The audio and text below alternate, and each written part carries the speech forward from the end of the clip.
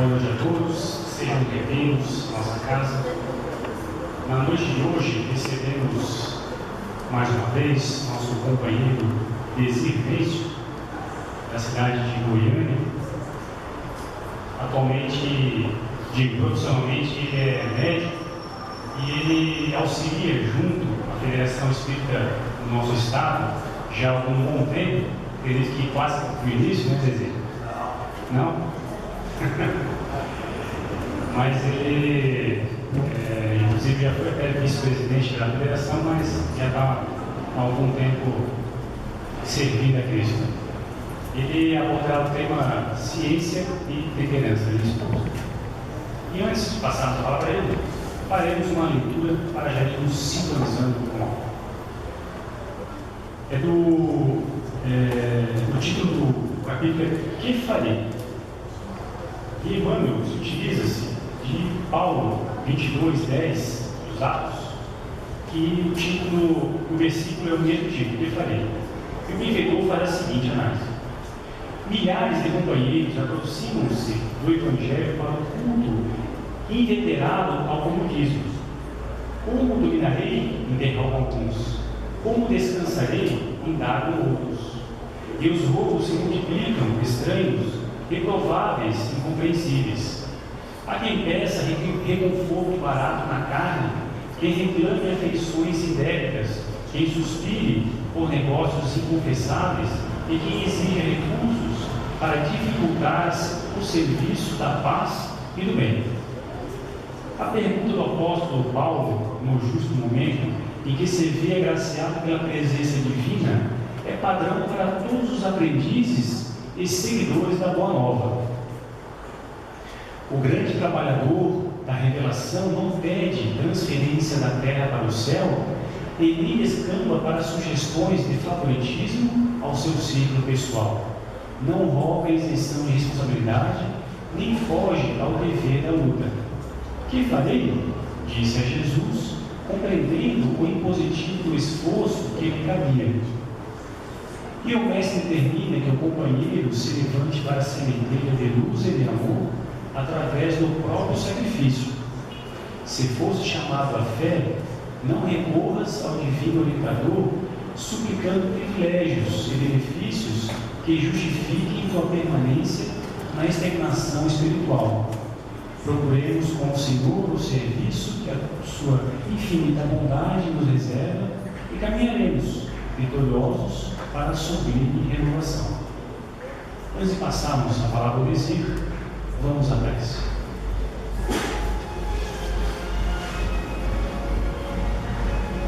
Louvado seja nosso Senhor Jesus, nosso bondoso amigo, e que a tua paz seja conosco hoje e sempre. Agradecemos mais uma vez a oportunidade de aqui se encontrarmos, em teu nome reunidos, invocando o Senhor, a tua presença através dos teus mensageiros queridos, que possibilitem a nossa capacidade de entendimento, envolvendo o nosso irmão esposo desta noite, como instrumento. Muito obrigado, Senhor. Assim seja. A palavra sua, Desir.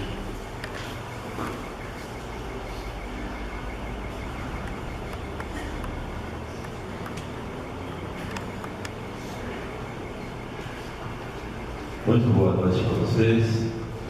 Só que eu gostaria de boa noite mais fraterna, como se fosse um abraço. Boa noite para vocês, vai ser um pouco. Boa noite. Boa noite. Agora sim, obrigado. Nós estávamos ali conversando com a dona Iris e vendo que houve um progresso aqui de uma construção de 1 ano e pouco que eu não tenho.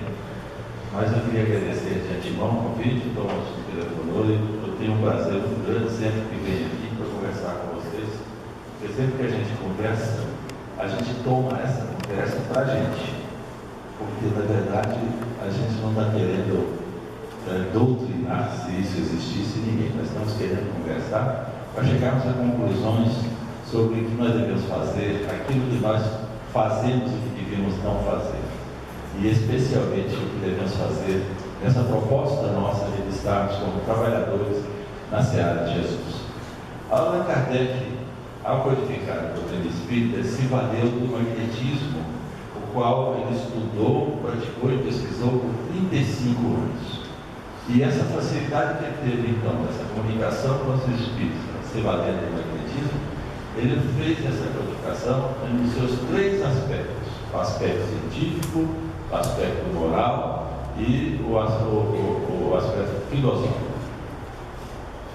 Nenhum sendo mais importante do que o outro, embora o Allan Kardec previsse já aquela época dele, de que a ciência, com a prepotência de achar que só vale aquilo que ela demonstra, e nós teríamos dificuldades, tanto que ele, no livro dos Espíritos, ele colocou que se alguma vez a ciência demonstrasse que o Espiritismo está errado em qualquer aspecto, mudar-se esse aspecto do Espiritismo. O que não tem acontecido.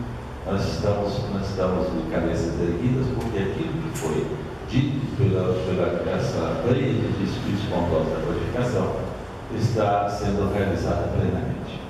Então, mas já a preocupação com a ciência já vinha na época do Cristo, porque aqueles que achavam que sabiam tudo, os doutores da época do Cristo, tentaram de todas as maneiras perseguir o Cristo com a ciência da época. A ciência acha que chega à sua plenitude em cada época, como se aquelas afirmações, aquelas conclusões da ciência fossem realmente um ponto definitivo na pesquisa. E não é. Nós sabemos que a ciência caminha por evidência. Ela vê um fato, lança hipóteses sobre esse fato e depois, com as experiências, pode chegar à conclusão de que a hipótese é verdadeira ou não.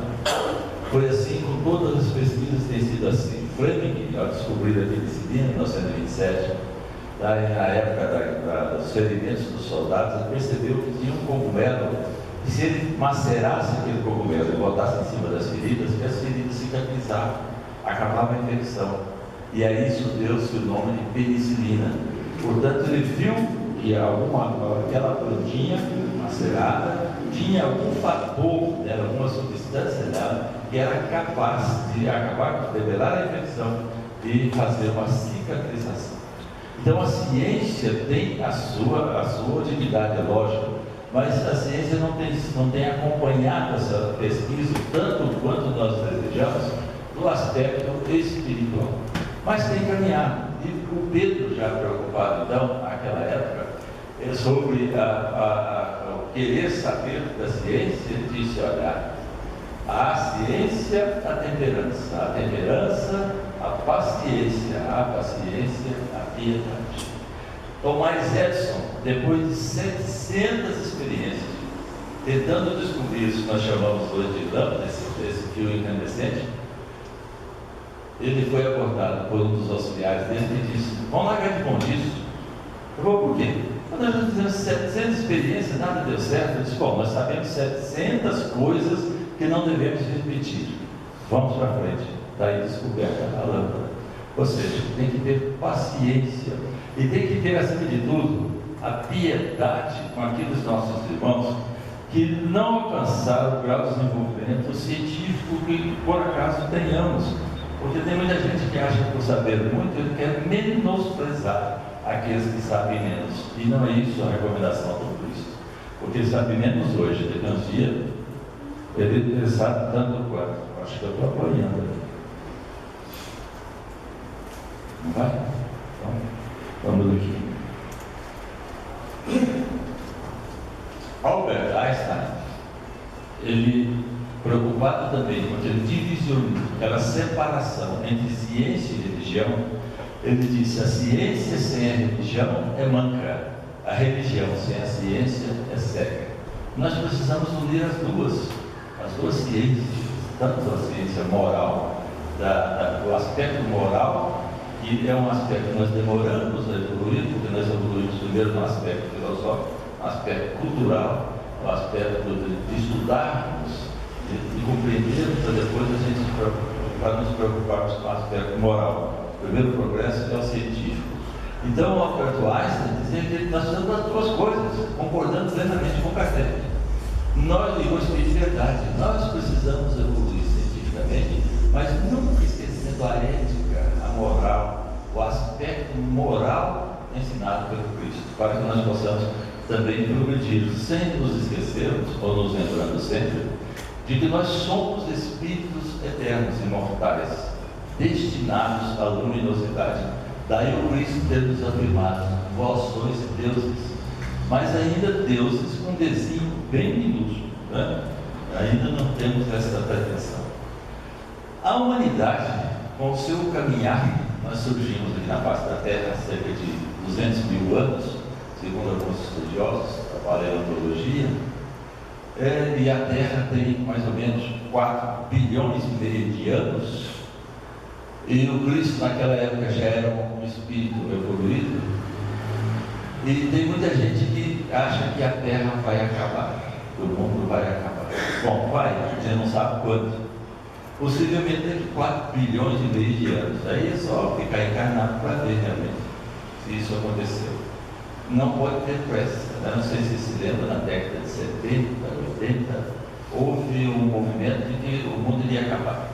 E teve muita gente que fez dívida, tirou dinheiro emprestado no banco porque o mundo ia acabar. Não acabou, tem que pagar. Recentemente nós tivemos também, já no fim do século passado, que o mundo ia acabar de novo.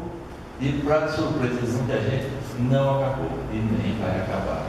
Ele pode um dia, com a transformação moral que nós vamos colocar na Terra, pode ser que nós transformemos, e vamos com certeza transformar a Terra de um mundo de expiação e provas para um mundo de regeneração. Mas acabar a Terra é um negócio questionável, porque não é possível que Deus vai fazer uma coisa tão bonita e de repente pegar isso e jogar.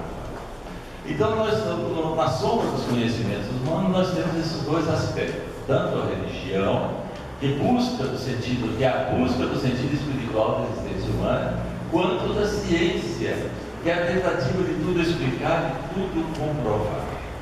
Aí que nós temos uma dificuldade, porque o espiritismo, de repente, começou a não pesquisar mais, a não trabalhar mais esse aspecto científico. Ficou por conta de, isoladamente, o serviço aqui, o serviço ali, principalmente dos parapsicólogos, na Rússia, nos Estados Unidos, etc. Essa pesquisa, principalmente o Heine, fez muito isso na Universidade de Duke, na Califórnia, tentando pesquisar para chegar ao Espírito. Um dos livros do Leon Denis é justamente isso. O que é que nós estamos fazendo aqui? Qual a razão do ser, de ser, do destino da vida? Essa vida nossa acaba aqui, com a morte do corpo. O que é que vamos fazer depois disso? Quantas vezes já voltamos aqui? Eu nunca voltamos. Morreu, acabou tudo, como querem os materialistas. Esse divisionismo entre religião e ciência levou muito a esse tipo de explicação por parte dos materialistas. Né? Agora eu digo para vocês com muita certeza, eu já trabalhei algum tempinho, já deve perguntar quanto que eu não vou contar, em UTI. Eu nunca vi um pai materialista com um filho internado na UTI. Eu nunca vi. E já vi muito pai que nunca disse que era religioso, que não tinha fé nenhuma, às vezes afirmava que não tinha fé nenhuma, nem religião nenhuma, de joelhos, postos de joelho, pedindo a proteção de Deus para o filho que estava lá dentro da UTI. Então, o materialista, isso é muito, muito raro e, além do mais, é muito relativo. Nós já tivemos alguns casos de mediunismo em casas de colegas, de médicos, que eram materialistas, se diziam materialistas, que não acreditavam em Deus. Aí a coisa começou a acontecer na casa dele. Aí eles vêm conversar com a gente e falam: vocês que mexem com essa coisa, a espiritismo vira coisa. Eu fico rindo, mas essa coisa um dia vai te provar muita coisa. Então, nessa sociedade moderna, e toda a vida nós tivemos sociedade moderna. Quando nós estávamos encarnados na época que Jesus veio, a gente se achava a sociedade moderna, organizada e tecnicista, porque nós achávamos que nós éramos mais preparados para estarmos encarnados no mundo daquela época, e na sociedade, na comunidade. Esse organicista no sentido de funcionamento de órgãos. Os nossos órgãos, coração, pulmão, rins, etc., trabalham todos dentro de uma cooperação, de um ajudar o outro. Porque se um ficar doente, o outro também fica. Se adoeçam os rins, vão ver, o paciente vai ficar ruim do coração, o paciente vai ficar ruim do pulmão, vai ficar mal, etc. Então, quando nós maltratamos o corpo, o alcoolista, por exemplo, que maltrata principalmente o seu fígado, isso vai prejudicar os outros todos por causa desta colaboração que um órgão está na relação com o outro. Então, nós temos um organismo, uma máquina, que é a máquina mais perfeita que nós tentamos conhecer. Apesar da medicina ser prepotente e achar que conhece, apesar dos neurologistas acharem, os médicos acharem que são deuses, os neurocirurgiões têm certeza que são. Então, na verdade, o que você falou que nós éramos todos. Nós ainda conhecemos muito pouco esse organismo que está à nossa disposição. Cada dia a gente descobre uma beleza desse organismo, uma faceta desse organismo que a gente não conhecia, que a gente passa a ver que tem que existir uma inteligência por trás da organização dessa máquina que está à nossa disposição, dado a complexidade e a beleza do funcionamento desse organismo que nós temos. Acontece que nós gostamos muito de maltratar esta máquina através de uma alimentação mal orientada, através de insultos alcoólicos, de drogas e outras drogas, de cigarro, etc. Nós maltratamos aquilo que está à nossa disposição e Deus colocou à nossa disposição para nós podermos trabalhar nesse mundo onde nós estamos mais uma vez, para que nós não repitamos os mesmos clichês das outras encarnações, não só para conosco mesmo, mas também para aqueles ou para com aqueles que estão reencarnados conosco. Nós estamos reencarnados no lugar certo, na hora certa, com as pessoas certas, e nós estamos repetindo, na maioria das vezes, os mesmos erros que cometemos no passado. Nós estamos aqui para dar uma repensada nisso. Então é preciso nos organizarmos. Não acharmos que por sermos técnicos, preparados para estar na comunidade ou na sociedade, e isso tem sido exigido cada vez mais o tecnicismo, no sentido de que o homem se prepare para estar apto a ocupar um lugar na sociedade, e que nós temos gente que mãos de obras tem faltado para essa organização que nós estamos caminhando com a ciência. O aspecto da humanização, como é que fica, como é que está? E que isso tem nos melhorado, principalmente quanto à religião que nós abraçamos. De repente nós temos a religião, o que nós fazemos dela, que nós chamamos de religiosidade. O que em que ela nos modificou? Em que nós estamos colaborando com ela? Qual a nossa predisposição ao abraçarmos esses princípios para nos modificarmos? Nós humanizamos mais? Estamos mais humanos? Olha, nós vivemos hoje num mundo mais materialista, exageradamente mais consumista e terrivelmente mais egoísta. Somos nós. Tudo para nós. Nada para ninguém. Nós somos o centro do mundo, somos as criaturas mais importantes que estão encarnadas nesse mundo. Portanto, nada dos outros, tudo para mim. Eu sou orgulhoso, ambicioso, egoísta, não perdoo ninguém, não compreendo ninguém, porque eu sou pluripotente. Eu tudo posso e tudo quero, tudo vou fazer. Quando Paulo disse, tudo nós podemos, mas nem tudo nos convém. Podemos fazer o que quisermos, só que vamos responder por isso. O plantio é opcional, é voluntário, mas a colheita é obrigatória. Então nós estamos num mundo em que nós estamos dando valor ao ter, em detrimento do ser. Nós estamos querendo cada vez mais armazenar coisas, não é? Cada vez nós queremos adquirir mais coisas, ter mais dinheiro, mais joias, mais carros bonitos, mais bens materiais, nos esquecendo de que nós somos espíritos e que não vamos levar isso para quando nós passarmos dessa para a melhor, tomara que seja melhor. Quando nós passarmos dessa para outra, tomara que ela seja melhor. Portanto, nós temos que pensar que nós não podemos também, em detrimento do bem-estar da família, não trabalhar, não querer fazer alguma coisa, dar um bem-estar para a família. Tudo isso é muito injusto. O que não é justo é nós fazermos do bem material, do dia, principalmente, o nosso anjo de guarda. Nós precisamos dele para viver, e não viver para ele. Nós não vamos levar nada. Caixão não tem gaveta. Do lado de lá, cartão de crédito não funciona. E cheque, nem pensar. Cheque não está valendo nada nem aqui. Né? Então, não sei se você se lembra da história do turco que morreu. E na Turquia, eles tinham um costume de quando o sujeito morre, os parentes dão joias, você coloca as joias ali no caixão, junto com o defunto. Aí o turco mais esperto foi lá, pegou as joias, calculou o valor, fez um cheque, botou lá. Aí eles perguntaram, mas rapaz, o que você vai fazer com o cheque lá de lá? Eu também não vai usar as joias. Está tudo do mesmo tamanho. Estou comprando antecipadamente as joias dele. Então, nós precisamos sair desse mundo consumista, egoísta, materialista, porque com isso nós estamos sofrendo inúmeras ações. Nunca se viu tanto paciente perturbado, com tanta insônia, com tanta depressão, com tanta síndrome do pânico, com tanto transtorno obsessivo compulsivo. Nunca tivemos tantas alterações mentais como estamos tendo agora nessa fase materialista consumista.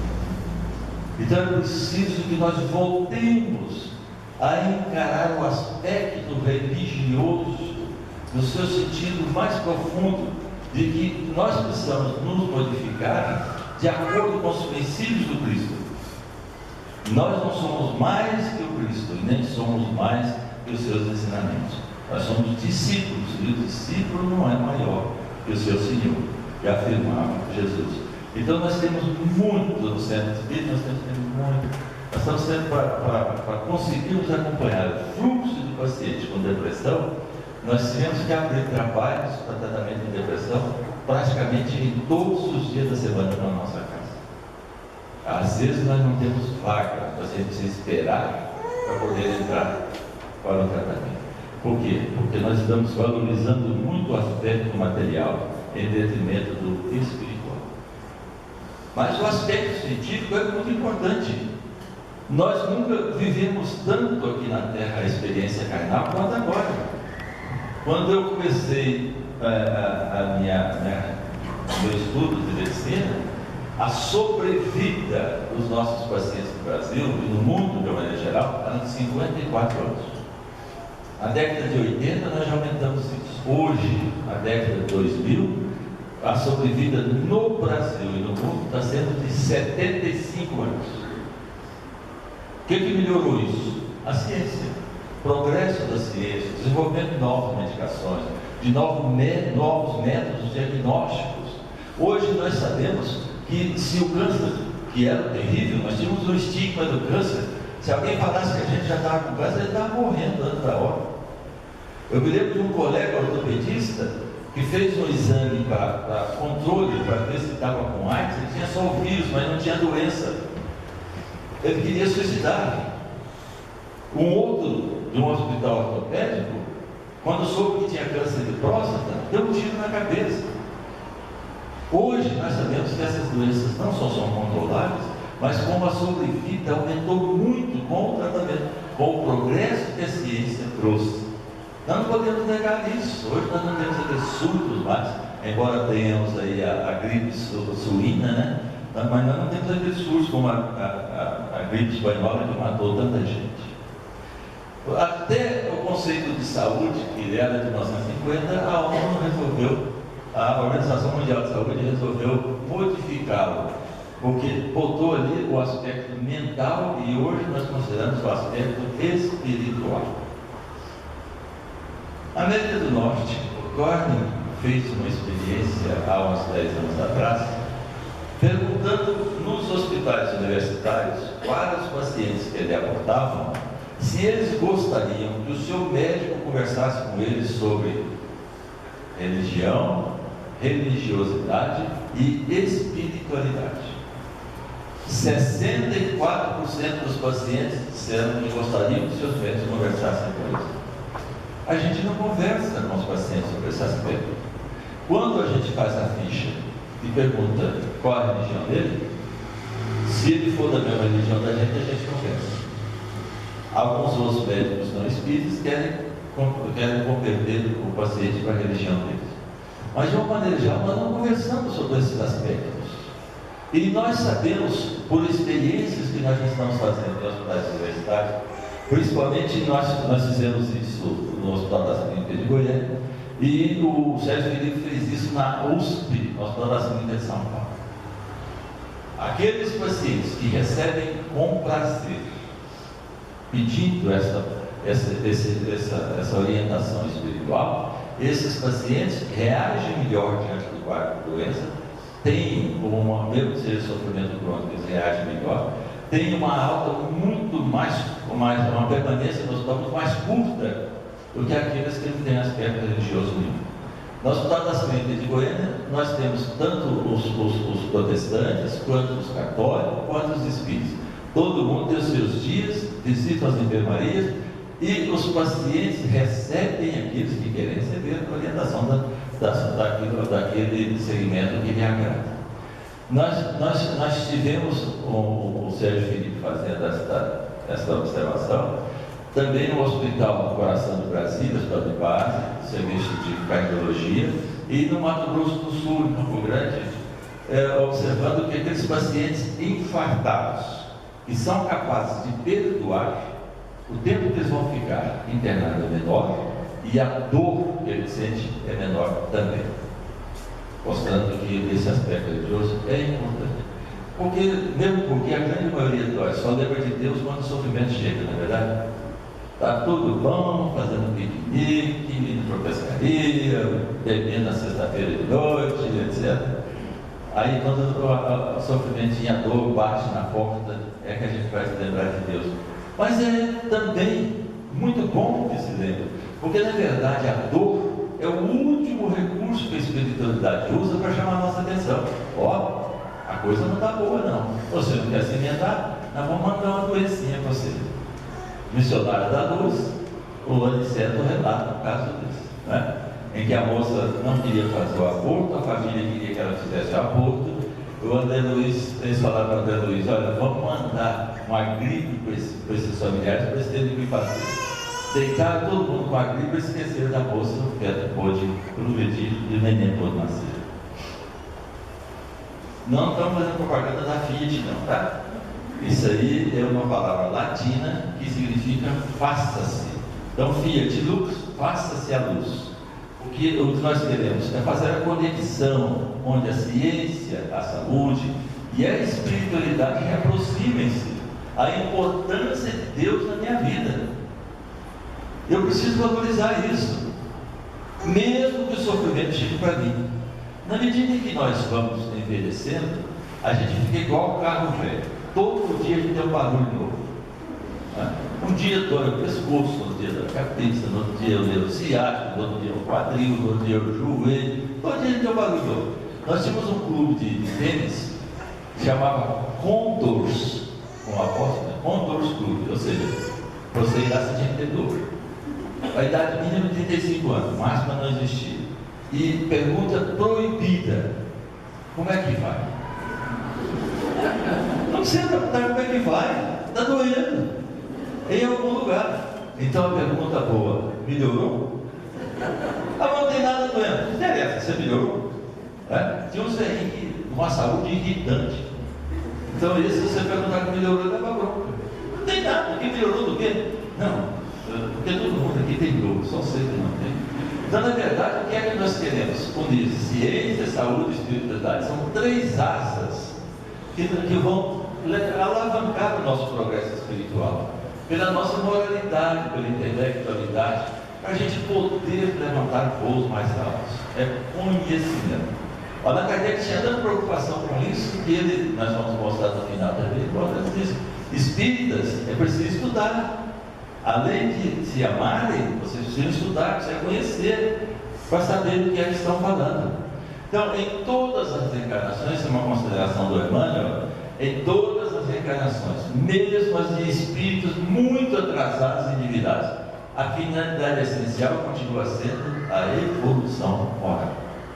São nossos irmãos, por mais que tenham dificuldades de entender, porque às vezes a gente já entende o processo, eles não entendem. Então você tem tolerância, piedade, e não ficar espezinhando, querendo mostrar que sabe mais e humilhando aquele que sabe menos. Não é essa a nossa função. A nossa função é iluminar a consciência. O Espiritismo não veio para curar corpos. O Espiritismo veio para iluminar consciências. Acontece que nós usamos a vida das pessoas por causa da dor que eles vão chegar na nossa casa. Dificilmente alguém que aqui está nessa plateia chegou aqui por amor. A grande maioria de nós chegou aqui pela dor. Ou a dor para nós, ou a dor para o nosso familiar ou amigo. Então a dor é uma amiga que nós ainda não aprendemos a valorizar. Porque diante da dor nós partimos para o sofrimento. E a dor não é para sofrimento. A dor é para alertar. Ó, alguma coisa está errada com você. Você é espírito. E o seu corpo é o reflexo, é o polo. O seu corpo é aquilo que nós usamos para tirar as coisas ruins de você. É preciso a gente entender esse sofrimento como uma camaradagem da espiritualidade que quer chamar a nossa atenção para nós nos aproximarmos mais uma vez de Deus. A dor é amiga. No entanto, nós consideramos a dor como inimiga. Por isso que o Cristo falou, bem-aventurado aqueles que sofrem. Dá a impressão que o Cristo era masoquista. Não. É porque o Cristo sabia que a dor seria mandada para nós numa situação de emergência, em que nós, como espíritos, não estaríamos atuando bem. E era preciso essa dor para chamar a nossa atenção. Então, a ciência, o saber, não é tudo. É necessário fazer. Quando nós desencarnarmos, nós vamos ter que dar conta dos nossos compromissos pré-reencarnatórios. Quando nós vamos encarnar ou reencarnar, a coisa estava difícil, porque já tinha método anticonceptivo, já tinha pílula do outro dia, já tinha a salpingectomia, já tinha DIU, já tinha pílula do homem, mas não tem pílula até para o homem, não é? Ora, com isso, a dificuldade nossa para reencarnar era muito grande, e nós começamos a fazer promessas, e assinamos um papelzinho espiritual, dizendo o que é que nós queríamos fazer, como é que nós queríamos desenvolver essas atividades, e o que é que nós pedimos, às vezes, como sofrimento, para que nós pudéssemos pensar naquele compromisso que estávamos assumindo. Quando nós passarmos para o lado de lá, a espiritualidade vai perguntar uma coisa só: cadê as suas obras? O crédito do lado de lá é o bônus horas. O bônus horas é serviço prestado ao semelhante. Como diz o Roden no livro O Caminho da Felicidade, felicidade é serviço prestado ao próximo. O resto pode ser até alegria, mas não é felicidade. Se algo sabes da vida, não te precipites a ensinar como quem tiraniza, menosprezando conquistas alheias. Examina as situações características de cada um e procura primeiramente entender o irmão de luta. Entender o irmão de luta. Nós estamos reencarnados com espíritos que às vezes não têm o mesmo entendimento que a gente já tem. Quantas vezes os nossos filhos têm um entendimento muito melhor do que os nossos pais? Então cada um de nós tem a sua evolução intelectual e cada um de nós tem a sua evolução moral. Quando a gente tem mais de um filho, a gente vê que cada um, você tem que se comportar com ele de uma maneira, porque cada um tem a sua personalidade, a sua conquista própria, a sua evolução nos dois aspectos.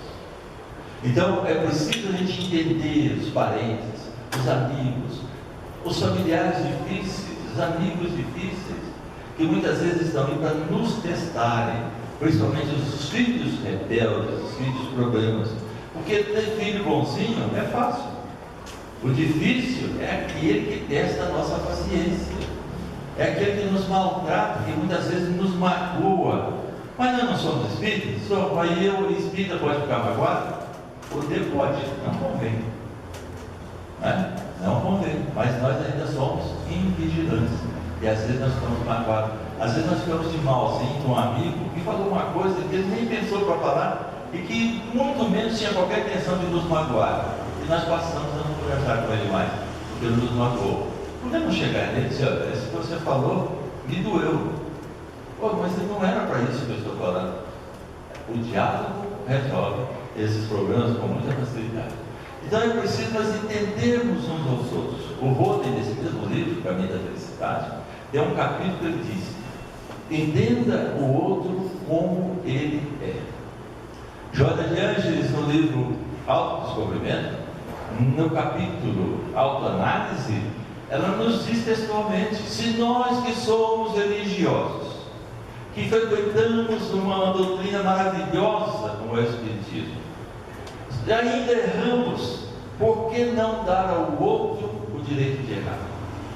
Porque nós queremos que o outro seja aquilo que nós queremos que ele seja, que nós ditamos o que os outros vão fazer, e nós queremos que eles reajam e trabalhem segundo as nossas diretrizes, e não como ele tem o entendimento ainda de poder se comportar.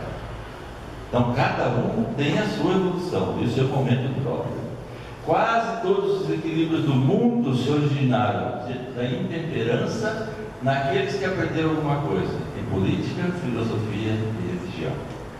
Quantos irmãos nós tivemos que foram queimados na fogueira, porque eles de repente lançaram hipóteses sobre o funcionamento, inclusive, do universo, que a igreja do momento não suportava qualquer movimento contrário aos seus dogmas.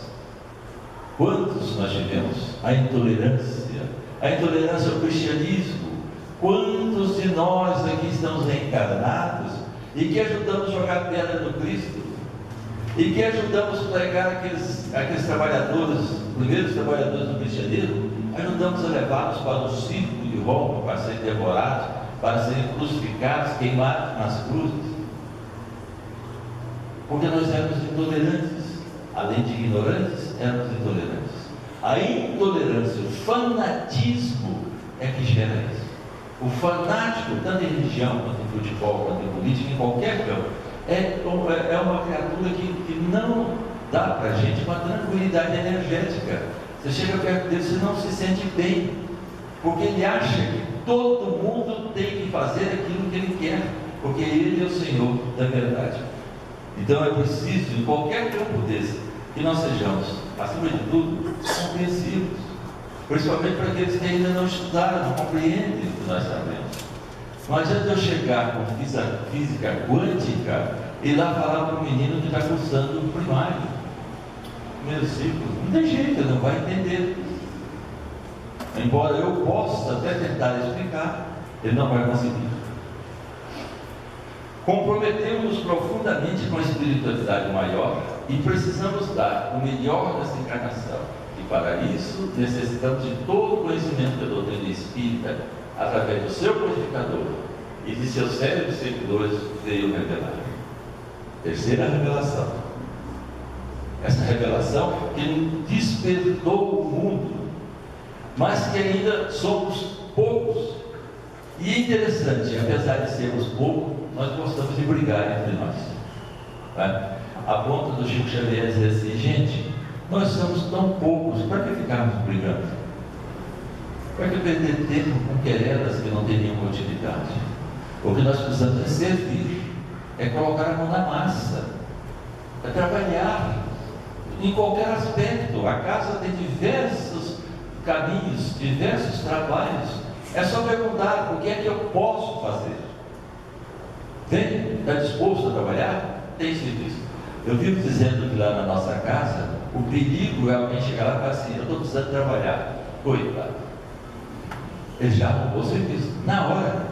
Porque o que nós queremos é justamente essa mão de obra que vem com amor, com carinho, porque quer se dedicar ao seu semelhante. E nós podemos fazer isso. Nós temos tanto tempo que nós podemos dedicar a esta obra do Cristo, prestando serviço ao nosso semelhante. É preciso nós aprendermos a utilizar esse tempo. Tem uma crônica do irmão X, do livro Pontos do Irmãos, em que um irmão nosso, depois de desencarnar, Ele foi fazer a conta de quanto tempo ele tinha perdido de reencarnação brigando no trânsito, sendo intolerante no trânsito. E ele foi recordando todas as brigas que ele teve no trânsito.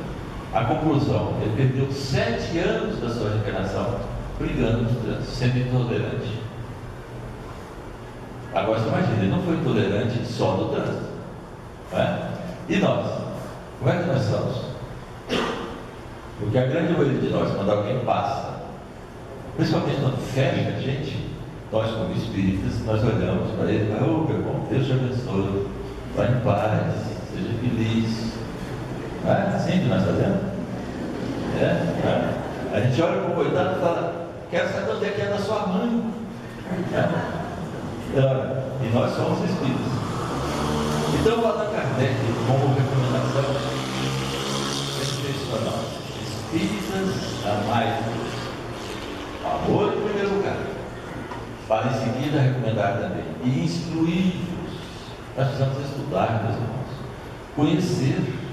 conhecer essa obra maravilhosa que é o Espiritismo, através desses médiuns que estão por aí psicografando, através da base do Espiritismo, que é a codificação dentro do Kardec.